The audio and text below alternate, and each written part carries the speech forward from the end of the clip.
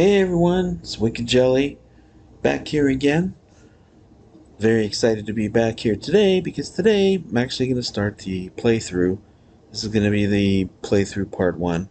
Probably part 1 of 500. Kidding, I have no idea. But anyways, so we basically went over all the rules. I still say basically way too much. Anyhow, we went over all the rules, well, not all of them, but the important ones. The ones that stood out to me, especially since I missed them my first time playing through. And we discussed the classes.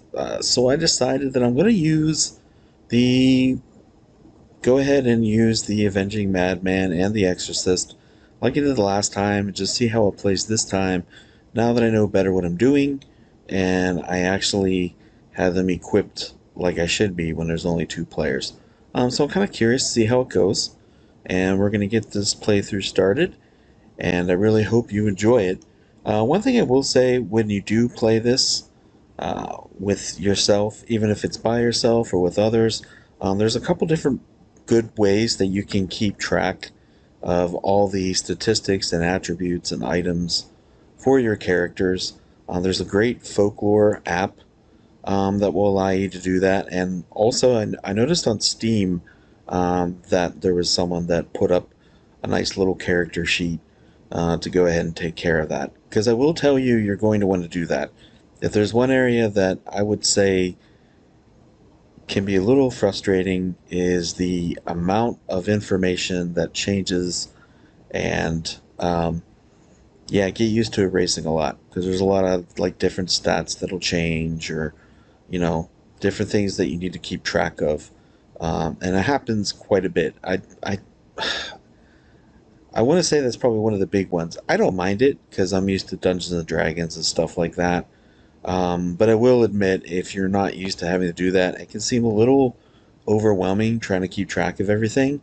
But if you use that Folklore app that was created to help you keep track of the characters and that, or if you go on to Steam, you can download that character sheet that somebody put together. It does come with character sheets, the game itself, but I honestly kind of think the way the app was made um, is better, and same with the sheet that was created on Steam. It just seems like it has everything compiled a lot more neatly and just easier to get to. But the first thing I'm going to do is I'm going to show what my characters look like with all the information that's listed on them. And after that, then we'll go get started on this playthrough. Alright, so before I show you what I actually did with the character sheets, I just wanted to show you the cards that I had drawn. First, I drew the ones for the Exorcist. I ended up getting a companion animal, and then a boon. The boon one's not too bad. Reroll a failed skill check. I mean, that always comes in handy. Always nice to get a mulligan. Um, as far as the companion, +1 trickery and +1 to search rolls. Not real enthused by that, especially when you consider I then drew the cards for the Avenging Madman, and I drew a militia companion, the Vagabond, who also has +1 trickery. So I'm not really sure what good that's going to do me. But +1 coin at the end of every combat, I guess that's not terrible. The nice thing too with companions, really wouldn't want to necessarily do that with the Exorcist because of the Vita that I gain, but you can use the companion and sacrifice them to basically forego one of the attacks that would have been a successful attack against you, or you can use that with the snare, which we'll get more into the snares later on. And then, of course, you can see there the prayer that I gave. I'm not sure when I might use that one, but that's kind of nice. A nice little prayer there that you can basically, the person could choose which one of those abilities they want. So, not too shabby. So, didn't really do all that hot with the companions, but the boons are nice. And I think that's a pretty nice prayer to start off with. So that's how that goes. Now let me get into the character sheets here. Oops, I did almost forget to talk about the other boon, of course, for the Avenging Madman. That one was receive an extra attack, so that's pretty nice. He does pretty good damage to begin with, and getting an extra attack can really come in handy. I guess it's more a question of when do I want to use it. Is there a good time to use it? Don't want to wait too long and then kind of let it go to waste. I don't know, but we'll see.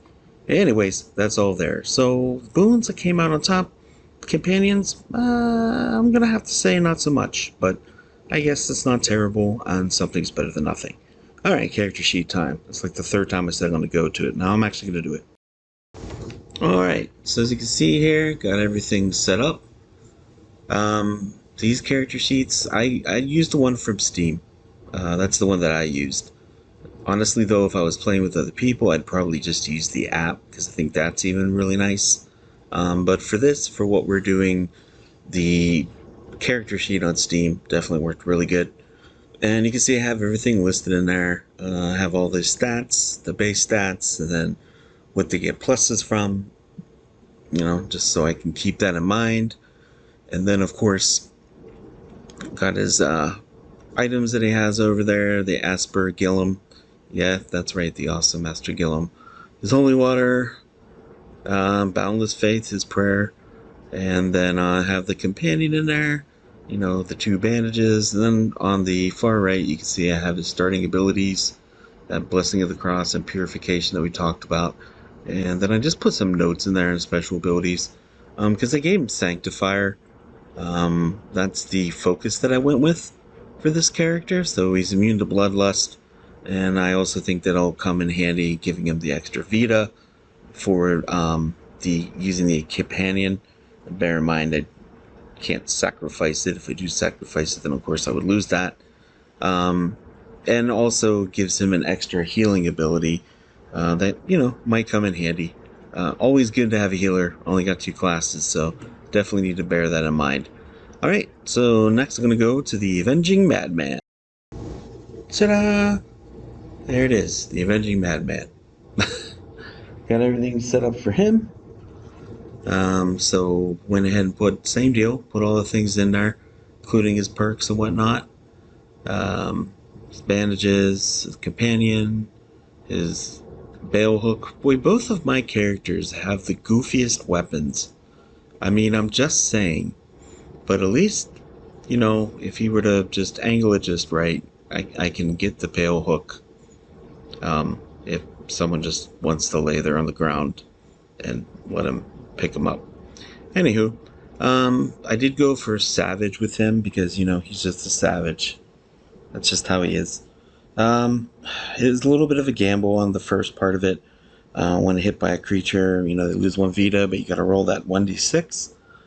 But I really like the second part of being able to add half the value of your power points. I think that can make for, him to be pretty powerful.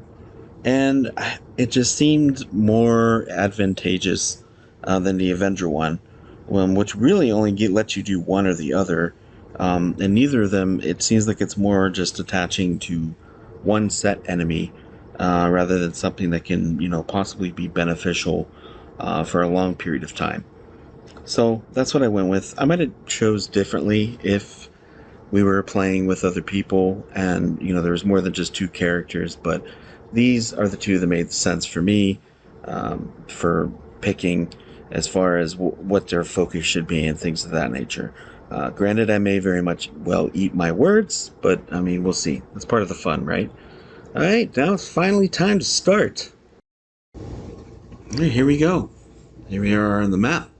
As we progress through the map, I will actually put where we are, but to start off, we start off right at the Church of the Crossroads, so I don't see any reason to put anything on there. It's pretty self-explanatory where we are, but let's go ahead and start this.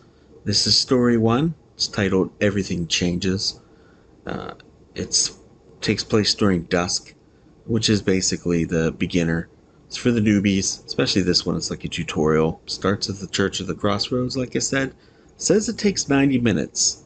We obviously are not going to do all that in this first playthrough, but we're going to get started here. We're doing Chapter 1, so let's go. Alright, the arrival. You have traveled far, entering a territory of mountains and hills, forests and ancient paths. As you near your destination, an oppressive veil descends as the sky begins dim. The stagecoach you hired approaches an old stone building with a belfry and enormous arched wooden front doors, whose scrollwork tells tales of horror and redemption. The coach rolls to a stop, and you exit the stand before the Church of the Crossroads. The church is an age-old monument and gateway to this ancient mountainous territory. As you near the wooden doors to head inside, you hear the sounds of a struggle from within. Entering the church, you see an old curator cowering at the hands of highwaymen. The highwaymen are ragged and filthy.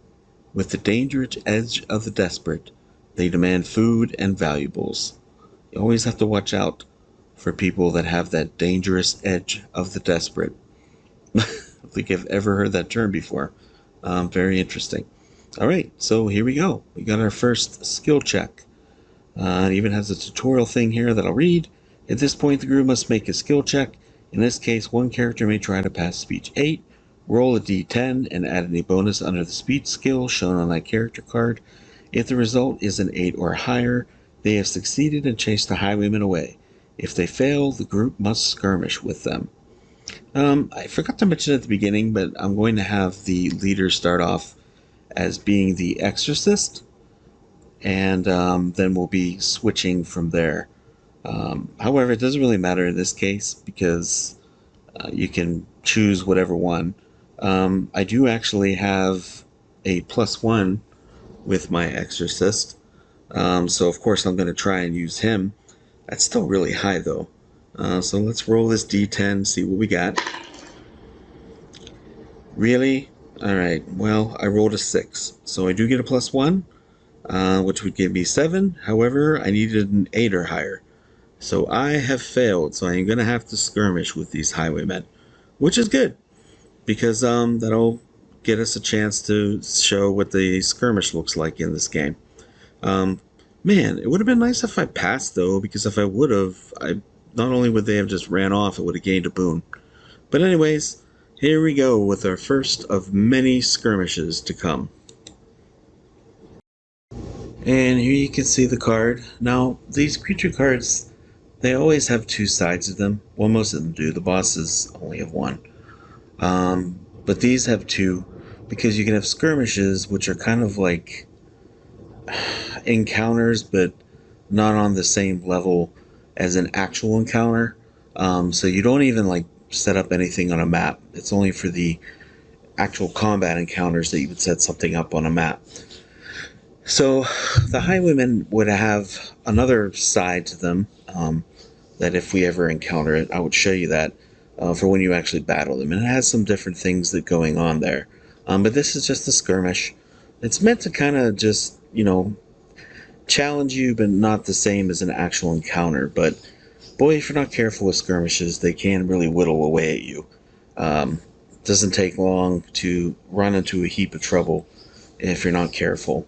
But anyways, so we have the highwaymen here. So their power is they lose 1d4 Vita if they hit you. If the total attack roll of the highwayman is 85 plus, they cause +2 damage. Their might, they don't have any additional might, thank goodness, because we're playing this in dusk. They do have a defense of 42. If we win, we each get 4 coins, nothing else. That's kind of frustrating. Character count, so basically that tells you what power you're going to roll for them. So for instance, if we had 5 people playing, we would be rolling 2d4s. So you could go all the way up to 8, which is pretty nasty. But then again, you got 5 people to handle that, so, it kind of works itself out.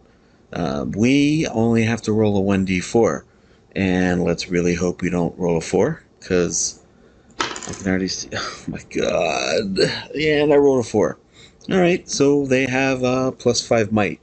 Now, and the other thing that you would do is you would actually have a little tiny token that you would put on there according to whatever number they are. So for us, they're going to be at 4. So every time that we score a hit, we will lower that by 1. But, of course, if we miss, then they'll stay at that until we whittle them down. And, of course, they get attacks on us as well. Before the battle starts, you do have the opportunity to decide what you're going to want to do with your characters. And the reason I say that is because you can go ahead and either decide to attack or you can defend. If you defend, you may attack during your turn but receive a plus 10 defense and minus 10 might until the beginning of your next turn. So you have to kind of make that decision ahead of time, though. You can't wait to see what's going to happen. And once you put your token down, there's tokens you have where you can either put attack or defend. You can't change it. So then what happens is the controller would roll the dice for the skirmish mobs, and then they have plus any modifiers. And then you compare that score to the character's defense. If it's equal or greater, they hit. And then, of course, if you're hit, you would get that skirmish power, whatever it is, would affect you. And then, of course, we get to roll. We could use abilities, do something like that as well. And then you just basically keep repeating them. Oh, we do get some additional awards if we actually pull this off. Boy, I hope we pull it off. It'd be pretty embarrassing if we ended already. But I love how I roll the highest. But for this, I'm not having the greatest of rolls so far. Alright, so now what we're going to do is we're going to roll to see what we got. And I rolled a 70. So I don't even really need to look. I know right off the bat that's going to hit both of my guys, because not only do they have a 70, but they have a plus 5 on their might because of the power modifier that they have. So basically it's a 75, which hits both of my guys. So now I have to roll for damage. Alright. So, you know what? Do I want to use one of those already? Man, it's so... You know what? I can use it. So I'm actually going to do it. I am going to use the PowerPoint from my Madman. He was going to take 2 damage, but I have one of the abilities he has is ignore 1d4 damage from an attack, and it is usable during a skirmish. I can use it any time, so I can use it right now, but it does cost a PowerPoint, so I'm going to use a PowerPoint. I mean, worst case scenario, I roll a 1. Oh, I rolled a 2. Alright. So it kind of evens itself out. So my Avenging Madman is now down to 4 PowerPoints. But on the plus side, you didn't take any damage. Now my poor Exorcist. One that probably really needs it. Of course I roll higher. So, my Exorcist, I don't think I'm going to do anything here.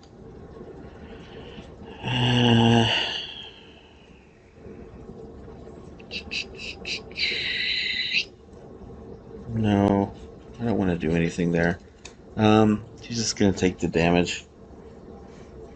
So, he loses 3 Vita. Alright, well, it's my guy's turn. Alright, we'll do the Avenging Madman first. 79. So that's a hit. So that takes them down to 3. Man, do I want to do that? Oh, I don't think I can use the boon, because it doesn't say on there that it can be used during a skirmish. So, I was going to use my receive an extra attack, but it doesn't say during a skirmish, and the rules do say these abilities and whatnot can only be used if it's during a, if it can be used, it'll say on there that it can be used during a skirmish. Kind of like his other ability was, but it doesn't say that, so I'm not going to do that. Thankfully, though, I knocked them down to a 3 modifier, so they don't get any additional plus on their might. Wow. Oh, do you have to roll a natural 100? I rolled a 95 with my Exorcist, which is pretty darn cool.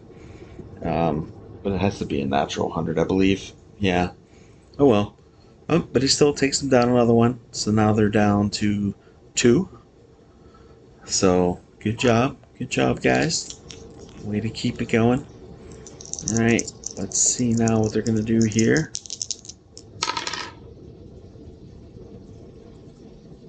Alright. Oh my gosh, again? I rolled another 70 for them, so... Man, that's annoying. Alright, well... That's going to hit both of them. Again, like I said, I don't have to really check.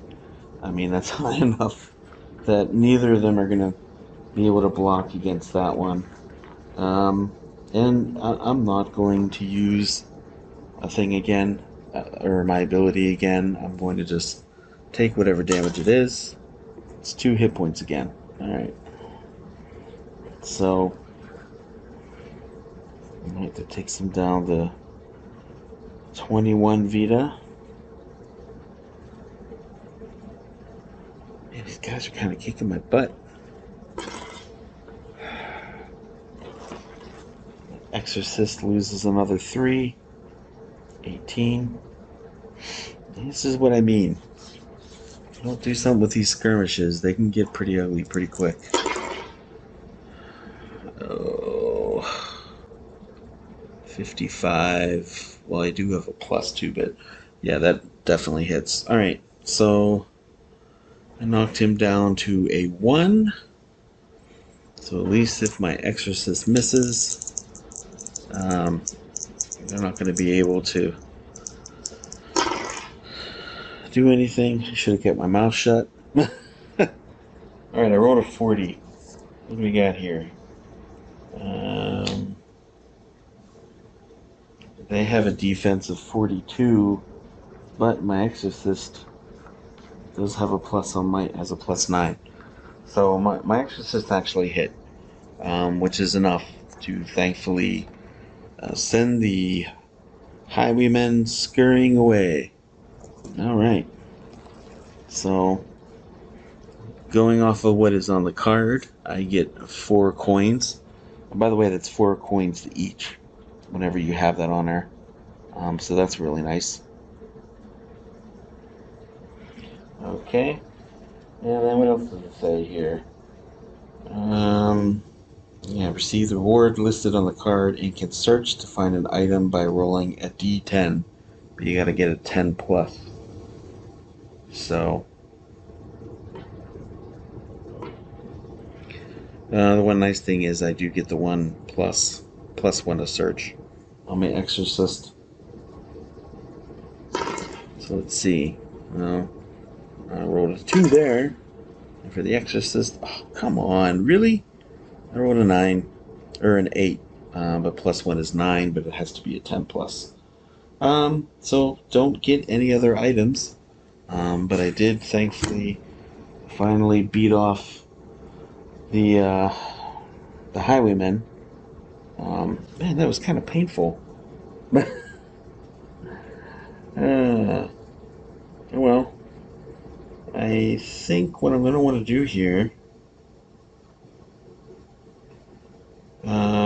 is I'm going to have to use a bandage already because I don't want my exorcist to be that low. So that'll actually put him back up to 22. I'll use 1 bandage. So he's got 1 bandage left. And then, do I want to do that with him? No, I'm not going to do anything with him. I'm going to leave him, the Avenging Madman, where he is. Alright, so these got 4 coins. But they both did get beat up a little bit. And I did use a PowerPoint with my Avenging Madman. So there's that. But we finally survived it. And then what do we got here? Gotta go on to the next page. Alright. The Curator thanks you for driving the brigands away and for saving the church from being burglarized. He explains that this area has begun to attract an unsavory element, but that there are calamities far worse to the north. He says the priest received this a few days ago.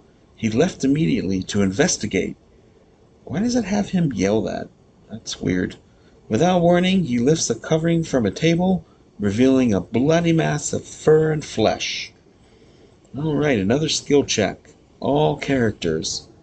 Gotta make a skill check to resist the urge to become sick. It's nerve 4, so both of my characters have to roll for that. The one nice thing is with the Avenging Madman, he actually has, I believe he does. Yeah, he has a +2 to nerve. Unfortunately, my Exorcist does not, but this is definitely a more reasonable roll than the other one, so hopefully we do good. Alright, I'm going to roll for the Madman first. He rolls a 6, which is more than enough. Didn't even need my +2.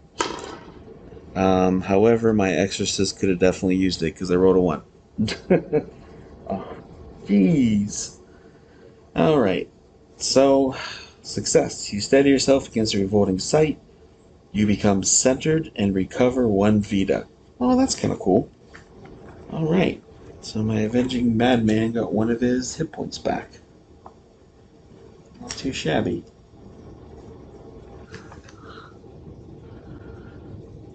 And then the failure for my Exorcist, your stomach lurches at the sight and smell of the dead creature. You realize that this is not the corpse of some ordinary animal.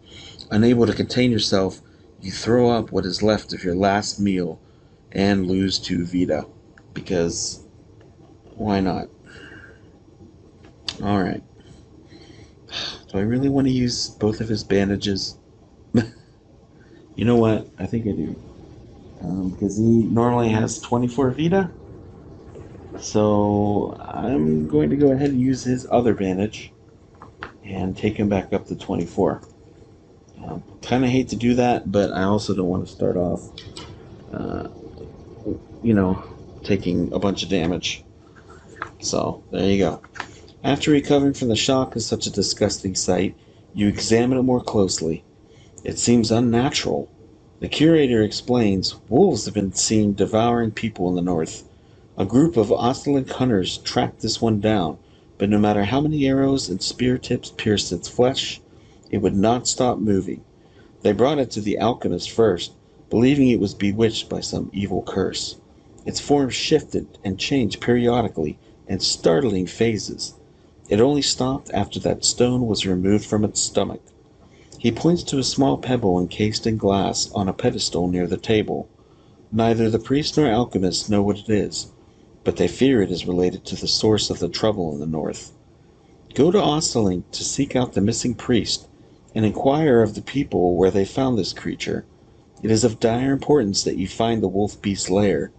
Here are a few coins to help you with your journey.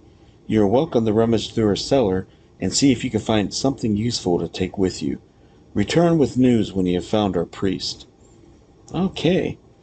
And now, each character receives 1 gold coin from the Curator, and then we draw 2 item cards to find out what you discovered in the church's cellar. It's up to you to decide which characters receive the items. If you cannot decide, use your dice to roll off. I'm pretty sure I'll be able to decide with myself. I'm not going to give myself that hard of a time. Alright, outside you board the waiting stagecoach, which hastens your journey to the village of Ostalink. So that'll start us traveling on the world map and encountering that. But I think this is a good place to stop. So we pretty much got this started. We did our first skirmish. Started off a little rocky, but hey, we made it. We're doing okay. So want to thank you for watching this. Again, I'm playing Folklore the Affliction by Greenbrier Games. Fantastic game. Excited to finally get this going. Let me know what you think. If you have any pointers, feel free to let me know. Also, I want to thank you for watching and experiencing this journey with me. And I will see you in the next one.